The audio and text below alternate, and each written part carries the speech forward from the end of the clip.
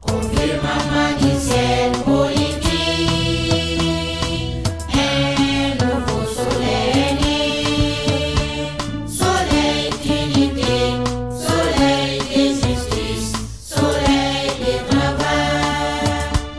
Confirmement du ciel. Mesdames et messieurs, je voudrais maintenant vous parler spécifiquement de notre armée, de nos soldats et de leurs familles. Notre armée sert de cible quotidienne à des terroristes qui multiplient tant les exactions, les agressions que les massacres, afin de saper à travers elles non seulement le moral de toutes les populations maliennes, mais aussi les fondations mêmes de notre République.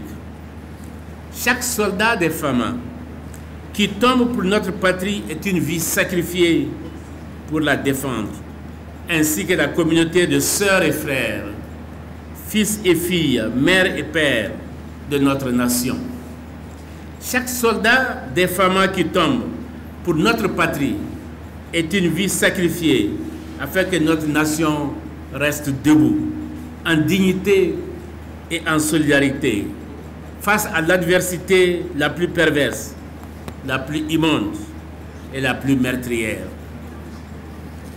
Combien de minutes de silence avons-nous déjà observé en la mémoire de nos militaires depuis plus de 6 ans?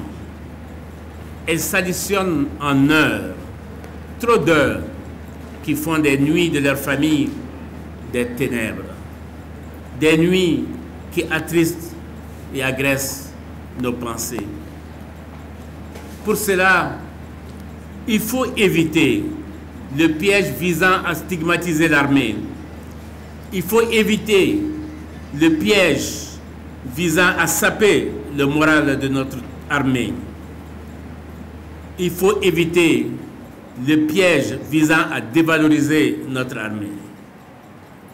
Mesdames et messieurs, croyez-vous vraiment? Croyez-vous que c'est un plaisir pour nos braves soldats d'aller mourir sur les champs de bataille?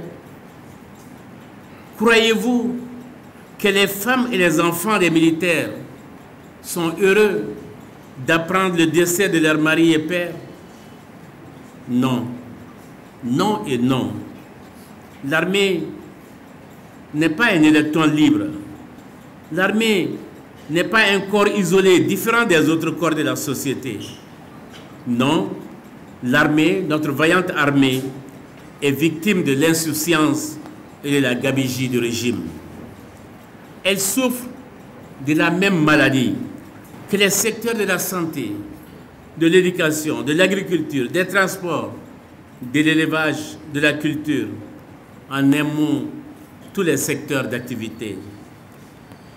Cette maladie, nous la connaissons toutes, elle s'appelle la malgouvernance. La malgouvernance n'est pourtant pas une fatalité, mais la belle gouvernance, la bonne gouvernance, n'est pas non plus un fait du hasard. La bonne gouvernance se réfléchit, se planifie et se gère.